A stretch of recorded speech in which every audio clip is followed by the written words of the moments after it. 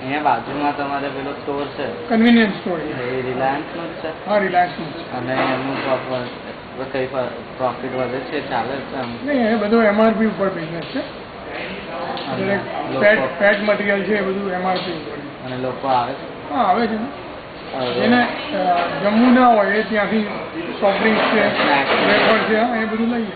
અને બધો સ્ટાફ ક્યાંથી આવે છે? સ્ટાફ લોકલ છે મેક્સિમમ, નિયર વિલેજીસ છે. મકવા ગામ છે ત્યાંથી આવે, મોદજ ગામ છે ત્યાંથી આવે. અને ઇન્ટિરિયર આવું જ કેમ ચૂઝ કરવું? એ રિલાયન્સ કંપનીની ડિઝાઇન છે ટોટલી, એમાં કશો વિવાદ ના થાય. નેશનલ હાઈવે પર છે પણ રિલાયન્સ વાળા સ્ટેટ હાઈવે પણ કરવાનું વિચાર્યું છે? એ એમનો પ્રોજેક્ટ છે રિલાયન્સ.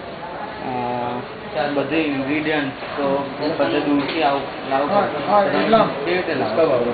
બાય રોડ આવે, એક્સપ્રેસ વે ઉપર જ આવે. બધું અમદાવાદ ને બરોડાથી આવે અને એની અલગ ટ્રકમાં આવે? ટ્રક નહીં, એ નાની ગાડી હોય કે 4 વ્હીલર એમાં આવી જાય. કોઈ ટાયપ રાખ્યું છે તમે?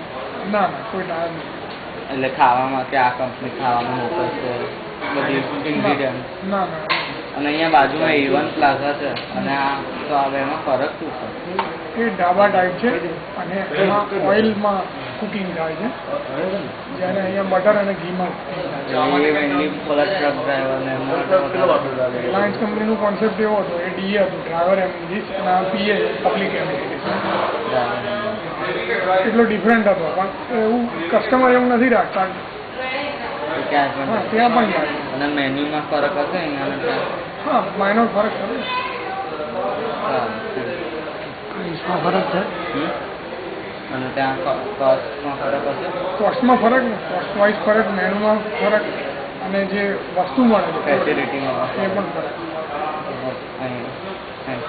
ડ્રાઈવર્સ આવે છે? હા, આવે ને, ડ્રાઈવર્સ આવે. અને તમારે પ્રોફિટ થાય છે?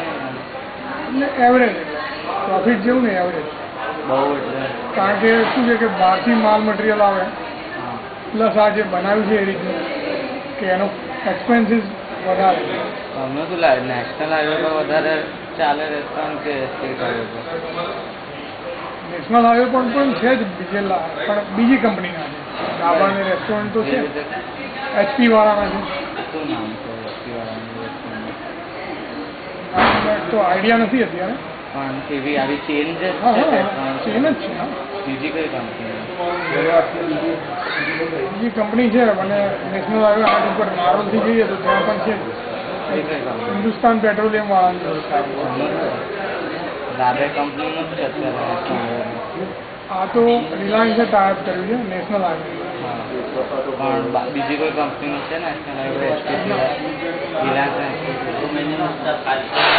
આઈડિયા નથી. ગુજરાતમાં તો આપણે જાણીએ ત્યાં. અને સ્ટેટ હાઈવે પર વધારે ચાલે, પ્રોફિટ વધારે થાય? સ્ટેટ હાઈવે પર પણ પ્લાઝા તો છે જ રિલાયન્સના પ્લાઝા ઓલ ઓવર ઇન્ડિયા. તો ત્યાં એમાં વધારે પ્રોફિટ થાય કે આ A1 પ્લાઝા? નહીં, રીજન વાઇઝ શું છે, પબ્લિક એ રીતે ટ્રાન્સપોર્ટિંગ હોય એટલે એ પ્રમાણે ચાલે. અને અમદાવાદ અને વડોદરા જનારી પબ્લિક વધારે હોય એટલે એ પ્રમાણે ચાલે. અને કઈ જગ્યાએ છે A1 પ્લાઝા? એટલે A1 પ્લાઝા દરેક એના જે પેટ્રોલ પંપ એ કર્યા છે સ્ટેટ હાઈવે ઉપર એ બધે જ છે, બધા જ સ્ટેટમાં છે. એવું નહીં કે ગુજરાતમાં, દરેક સ્ટેટમાં. બિહારમાં પણ છે.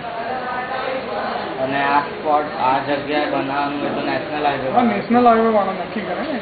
અને SP વાળાએ પણ નેશનલ હાઈવે ટાઈવર એ અલગ એમનું ટાઈમ, એ આઈડિયા નથી. એ તમને ખબર છે ક્યાં? ખેડા જતા આવે છે,